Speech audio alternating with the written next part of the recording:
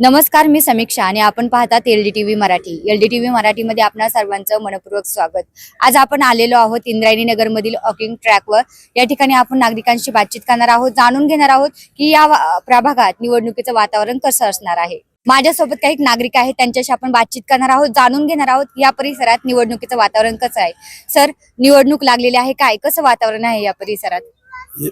या परिसरात निवडणुकीचं वातावरण चांगलं आहे काय आणि सगळे उमेदवार आपापले प्रचार करतायत.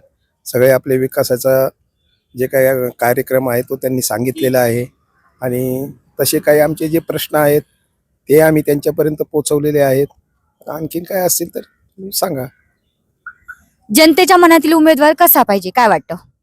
जनतेच्या मनातला उमेदवार असा पाहिजे की तो जनतेची कामं करणारा पाहिजे. जनतेचं जी काय मूलभूत गरजा आहेत, बेसिक रस्ते, पाणी, लाईट, ह्या ज्या गरजा आहेत ह्या गरजा पूर्ण करणारा पाहिजे. आणि सगळ्यात म्हणजे तो भ्रष्टाचार न करणारा पाहिजे, की कुठल्याही प्रकारचा भ्रष्टाचार त्यांनी केला नाही पाहिजे आणि सक्षम काम करणारा उमेदवार जनतेला हवा आहे.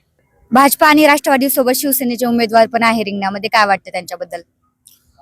भाजपा आणि शिवसेनेचे राज्यामध्ये तर त्यांची युती आहेच आहे. आता स्थानिक पातळीवर ते स्वतंत्ररित्या लढतात, त्यांच्याबद्दल असं काही माझ्या मते हे नाहीये. ते आपापल्या स्वतःच्या स्वबळावरती लढतायत. मतदान करताना पक्ष पाहणार, व्यक्ती पाहणार का त्याचे सामाजिक कार्य?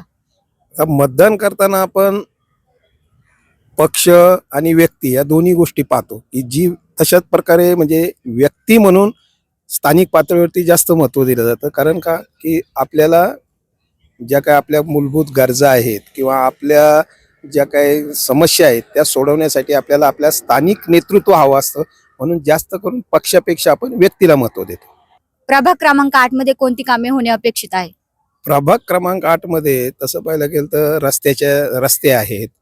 रस्ते म्हणजे असे चांगल्या प्रकारचे नाहीत. पाणी, स्वच्छ पाणी मिळायला पाहिजे. ते काय आता पाणी जे आपल्याला मिळते भामासखेडमधून ते पाणी जरा अशुद्ध प्रकारचं पाणी आहे. ते स्वच्छ पाणी मिळायला पाहिजे.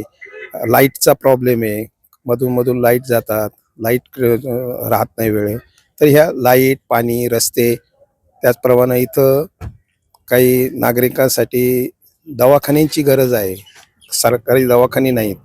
इंद्रायणी नगर प्रभागामध्ये एकही सरकारी दवाखाना नाही, तर त्याची गरज आहे. तसंच या ठिकाणी आपल्या नागरिकांना ज्या काही शाळेमध्ये जे काही योग्य शिक्षण दिलं जातं ते म्हणजे पालिकेच्या अशा शाळा पण इथं योग्य प्रकारच्या नाही. जे काही आहे ते आपल्याला हवं आहे.